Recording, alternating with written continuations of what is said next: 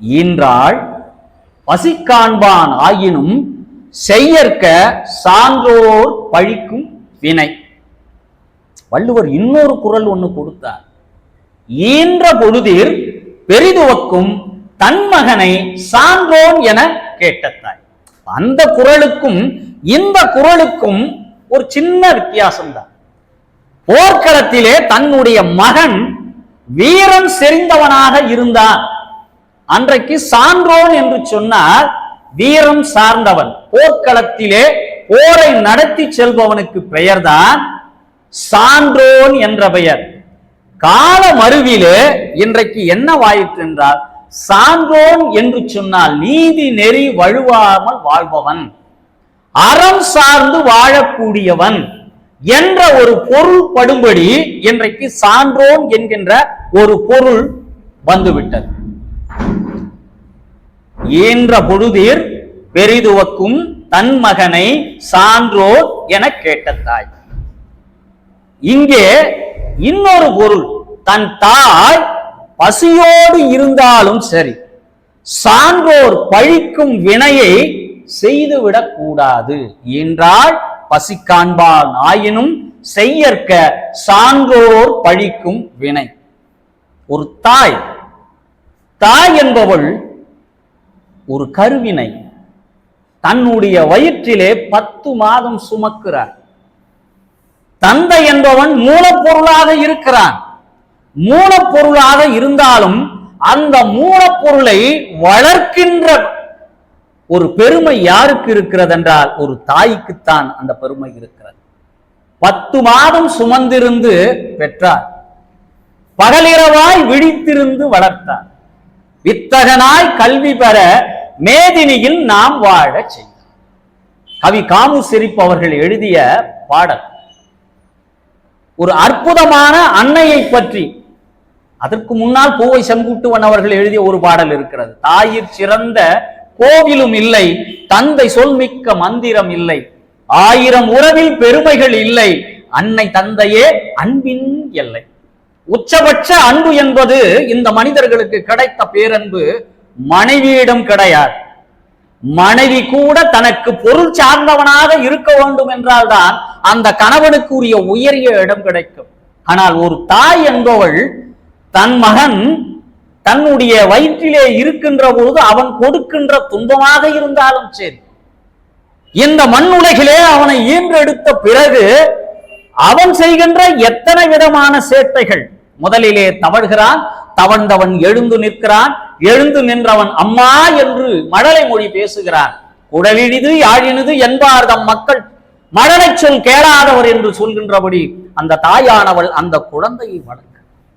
ஆனால் வளர்ந்த பிறகு கேட்கிறான், நீ என்ன செய்தாய், நீ எனக்காக என்ன பெரிய தியாகத்தை செய்தாய் என்ற கேள்வி கேட்கின்ற பொழுது அந்த தாயினுடைய மனம் என்பது எவ்வளவு துன்பப்படும் என்பதை நாம் உணர வேண்டும். வித்தகனாய் கல்வி பெற மேதினியில் நாம் வாழ செய்தார். துன்பமும் தொல்லையும் ஏற்றுக்கொண்டே நம்மை சுகம் பெற வைத்திடும் கருணை வெள்ளம். தந்தைக்கு இந்த அளவிற்கு பாடல்கள் இருக்குமா என்றால் இல்லை. ஏனென்றால் அவன் கடமையை முடித்து விட்டு செல்கிறான். இறைவன் நினைத்திருந்தால் ஒரு குழந்தையை 1 மாதத்திலே 3 மாதத்திற்குள் பிறக்கின்ற ஏற்பாடை செய்திருப்பான். ஒரு குழந்தைக்கும் தாயிற்கும் உண்டான ஒரு பிணைப்பினை இறைவன் ஏற்படுத்தி வைப்பது எதுனா அந்த 10 மாதம். ஒவ்வொரு மாதமும் தாயின் கருவிலே அது கொஞ்சம் கொஞ்சமாக வளர்ந்து அவளுக்கு மலடி என்ற வார்த்தை விலகி தாய்மை என்ற பெயர் வருவதற்கு யார் காரணமாக இருக்கிறது என்றால் வயிற்றிலே இருக்கக்கூடிய அந்த குழந்தை. அந்த குழந்தையினால்தான் அவளுக்கு மனைவி என்கின்ற ஒரு பதவியில் இருந்து தாய்மை என்கின்ற ஒரு பதவிக்கு அவள் வருகிறாள். ஒவ்வொரு நாளும் மேனி இழைத்திட பாடுபட்டே நம்மை நேர்மையாக இந்த பூமியிலே வாழச் செய்கின்ற ஒரு கடமையை யார் செய்கிறார் என்றால் அந்த அன்னைதான் நமக்கு காரணமாக இருக்கிறார். ஒரு ஏழை தொழிலாளி ஒவ்வொரு நிலங்களிலும் போய் வேலை செய்து பொருளை திரட்டுவார்கள். அந்த காலத்திலே பொருள் என்று சொன்னால் இன்றைய நுகர்வு கலாச்சாரத்திலே இருக்கக்கூடிய பொருட்கள் அல்ல. அன்றைக்கு சேமிப்பு என்று சொன்னாலே தங்கத்தை சேமிக்கின்ற வழக்கம் அன்றைக்கு உண்டு. ஒரு ஏழை தொழிலாளி ஒவ்வொரு நிலத்திலும் போய் வேலை செய்து கிடைக்கின்ற பொருட்களை எல்லாம் வைத்து தங்க காசுகளாக சேர்த்து வைக்கிறான். அப்படி தங்க காசுகளாக சேர்த்து வைத்தவன் ஒரு 1000 பொற்காசுகளை சேர்த்துறான். சேர்த்தவனுக்கு ஒரு எண்ணம், வாழ்க்கையில் ஒரு முறையாவது நாம் காசி யாத்திரை போய்விட்டு வரலாம் என்ற ஒரு எண்ணம் அவனுக்குள் வருகிறது. சரி, காசி யாத்திரைக்கு போகணும்னு முடிவு பண்ணிட்டான். இப்போ அவனுக்கு வாழ்றதுக்கு வீடும் கிடையாது. ஒரு பெட்டியில இந்த தங்க காசுகளை சேர்த்து வச்சிருக்கான். யாரிடம் இதை கொடுத்து விட்டு போறது, யாரும் நம்பிக்கைக்குரியவர்களாக தெரியலையேன்னு யோசிக்கிறான். அப்ப அந்த ஊர்ல ஒரு ஆலமரத்தடியில ஒரு துறவி ஒருத்தன் இருக்கான். அந்த துறவி என்ன பண்ணுவார்னா, தினந்தோறும் வருகின்ற பக்தர்களுக்கு திருநீர் தன்னுடைய பையில் இருந்து, திருநீற்று பேழையிலிருந்து திருநீர் கொடுப்பது வழக்கம். அப்படியே அவர் வாழ்ந்து கொண்டிருக்கிறார். இவன் அந்த ஊர் மக்களிலே இவர்தான் கொஞ்சம் பரிசுத்தமானவராக இருப்பார், கொடுத்த வாக்கை காப்பாற்றக்கூடிய ஆளாக இருப்பார் என்று எண்ணி அவன் என்ன பண்றான்னா, இந்த 1000 பொற்காசுகளை அவரிடம் கொடுத்து விட்டு செல்லலாம் என்ற ஒரு எண்ணத்துக்குள் வரான். வந்த பிறகு அங்கே போய் அவரை வணங்குகிறான். அவரிடமிருந்து திருநீற்றை வாங்கி தன் நெற்றியிலே வைத்துக் கொள்கிறான். ஐயா, தங்களிடம் ஒரு விண்ணப்பம் என்று கேட்கிறான். என்ன விண்ணப்பம்? ஐயா, நான் காசி யாத்திரைக்கு போகலான்னு நினைக்கிறேன். என்னிடம் ஒரு 1000 பொற்காசுகள் இந்த பெட்டியில் இருக்கு.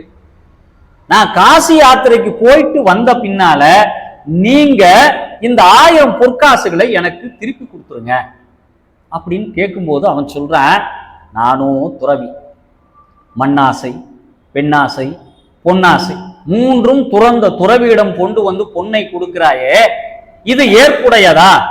இது ஏற்புடையது கிடையாது. வேணா ஒரு உபாயம் சொல்கிறேன், ஒரு வழி சொல்றேன். அங்க எதிரில் ஒரு ஆலமரம் இருக்கு.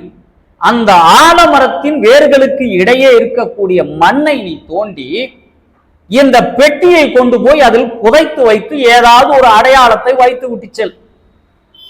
நான் இங்கேயே இருந்து நான் இந்த பக்தர்களுக்கு திருநீற்றை கொடுத்து ஆசி வழங்குகிறேன். நீ வந்த பிறகு உன்னுடைய அந்த பொற்காசுகளை நீ எடுத்துக்கொண்டு சென்று விடு. இவர் இங்க தியானத்துல உட்கார்ற, இவன் காசிக்கு கிளம்பிடுறான். போய் காசி யாத்திரை, காசியிலே இருக்கக்கூடிய விஸ்வநாத பெருமானையும் அன்னபூரணி அம்மையாரையும் தரிசித்து பல மாதங்கள் கழித்து திரும்ப வரான். வந்து பார்த்தா அவரு அந்த துறவி அங்க உட்கார்ந்துட்டு இருக்கார். அவர்கிட்ட போய், ஐயா, நான் போய் அங்கே பெட்டியிலே வச்சிருக்கக்கூடிய அந்த 1000 பொற்காசுகளை எடுத்துக்கிறேன் அப்படின்னு சொன்னான். போய் எடுத்துக்குப்பான். இவன் போய் அங்க தோண்டி பார்க்கறான். வெறும் பெட்டி மட்டும்தான் இருக்குது. பெட்டிக்குள்ள இருந்த பொற்காசுகளை காணும். வேகமா ஓடி வரான். வந்து துறவி கிட்ட கேட்கிறான், ஐயா, பெட்டி மட்டும்தான் இருக்குது, பெட்டிக்குள்ள இருக்கிற பொற்காசெல்லாம் காணாம போயிடுச்சுங்க ஐயா. அப்பா, நான் அப்பவே சொன்னேன், நான் மண்ணாசை, பெண்ணாசை, பொன்னாசை துறந்தவன். நீ வேண்டுமானாலும் அங்க புதைத்து விட்டு போய் என்று சொன்னேன். நீ என்ன பண்ண? புதைச்சிட்டு போயிட்ட. நான் அடிக்கடி தியான நிலைக்கு போயிடுறேன். யார் வந்து எடுத்துட்டு போனாங்கன்றது எனக்கு தெரியல. அதனால அந்த பொற்காசை பற்றி செய்தி எதுவும் எனக்கு தெரியாது என்று சொல்லிட்டு உடனே அவன் என்ன பண்றான், சரி என்ன பண்றது தெரியலன்னு அப்படி நடந்து போயிட்டு இருக்கான். போகின்ற வழியிலே பீர்பாலை பார்க்கிறான். பீர்பால் எதிரில் வரான். பீர்பால் கிட்ட இந்த நடந்த சம்பவங்களை எல்லாம், காசி யாத்திரை உட்பட நடந்தவைகளை எல்லாம் விளக்கி சொல்றான். சொன்ன உடனே பீர்பால் ஒரு அமைச்சர் யோசிக்கிறார். வைத்தது இவனுக்கு தெரியும், வைத்த இடம் அந்த துறவிக்கு தெரியும். இவர்கள் இருவரை தவிர வேறு யாருக்கும் தெரியாது. அப்படி இருக்க அந்த பொற்காசுகள் எப்படி அங்கிருந்து காணாமல் போய்விட்டது? ஆக இந்த துறவிதான் எடுத்திருக்க வேண்டும் என்ற ஒரு முடிவுக்கு பீர்பால் வரார். அவனை கூப்பிடுறார். நாளைக்கு நீ என்ன பண்ற, ஒரு 11 மணி அளவுல நீ நேரா அந்த துறவியை போய் பார். பார்த்துட்டு, ஐயா, உங்ககிட்ட கொடுத்த 1000 பொற்காசை திருப்பி கொடுங்கன்னு கேளு. கண்டிப்பா உங்களுடைய 1000 பொற்காசு கிடைக்கும். அப்படியா? அங்க பொற்காசே காணோம் ஐயா, எப்படி கிடைக்கும்னு நீங்க உத்தரவாதம் கொடுக்குறீங்க? கண்டிப்பாக உன்னுடைய பொற்காசு கிடைக்கும், நாளைக்கு போ. மறுநாள் காலையில 11 மணிக்கு போறான்.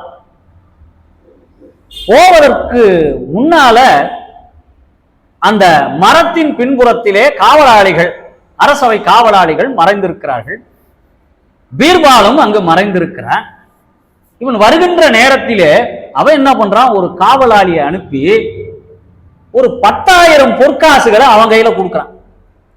கொடுத்து இதை கொண்டு போய் அந்த துறவியிடம் கொடுத்து, நானும் காசி யாத்திரைக்கு போறேன், போயிட்டு திரும்ப வரும்போது நான் இதை வாங்கிக்கிறேன் அப்படின்னு சொல்றான்.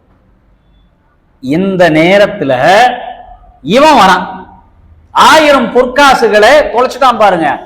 அவன் வந்து கேட்கிறான், ஐயா உங்ககிட்ட கொடுத்த ஒரு 1000 பொற்காசை எனக்கு திருப்பி கொடுங்க அப்படின்னு நேரடியாக அவன் குற்றச்சாட்டு வச்சுட்டான்.